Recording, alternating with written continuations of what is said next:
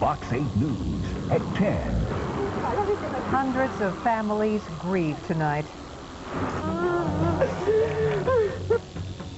as they hear word that loved ones are gone, killed in a Korean airplane crash on the island of Guam. 254 people were on board the Korean Air jumbo jet when it went down in a tropical rainstorm. That flight en route from Seoul, South Korea was cleared to land when it crashed in a hilly area only 3 miles from Guam's international airport. Fox correspondent Rita Cosby joins us now from Washington with the very latest. U.S. military officials said the search and rescue efforts were extremely difficult because the Korean Air 747 jumbo jet crashed in dense terrain just a few miles from Guam's airport. Korean Air Flight 801 en route to Guam from Seoul, South Korea, was carrying mostly Korean tourists when it went down in the lush green hills as it was coming in for a landing. Residents near the scene said they saw a big ball of fire just before the crash. There was also torrential rain, and many aviation experts suspect weather may have been a factor. Weather is certainly the most likely suspect, simply because weather in that region can be so powerful that it can even throw a jumbo at the ground. Hundreds of U.S. military personnel rushed to the scene. Navy choppers transported survivors to nearby hospitals. During an exhaustive search, rescuers combated thick smoke and 8-foot-tall razor-sharp grass, as well as a number of small fires sparked by the crash.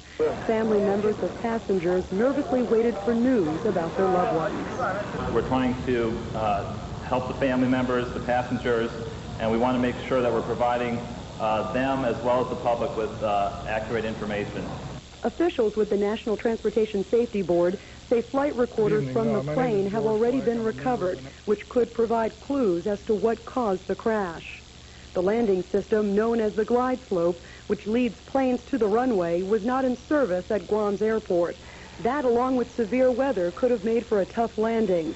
But the pilot offered no clues to any problems in his last verbal transmission with the airport control tower just before the plane disappeared from radar.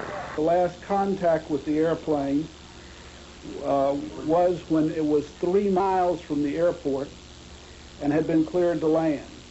Korean Air officials say of the 254 people on board the plane, at least 35 people survived. An exact cause has not yet been determined, but NTSB officials are en route to the tiny Pacific island to determine what went wrong. In Washington, Rita Cosby, Fox 8 News.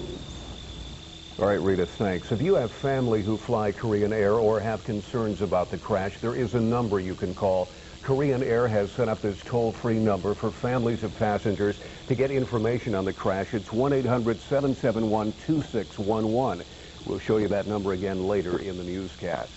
The plane that crashed today, Flight 801, ordinarily lands at Guam and then returns to Seoul as Flight 802. Guam is located in the United States' westernmost possession.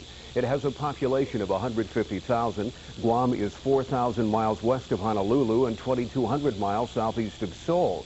Roughly 1/3 of Guam's 212 square miles is taken up by military bases. It's an issue being watched closely in our state and around the country. I'm talking about tax abatement. Well, today it went before Cleveland voters, and even though it was the most important vote in Ohio today, Fox 8 News political reporter Bob Sermonera tells us it was not enough to excite Cleveland voters. In plain language, the turnout was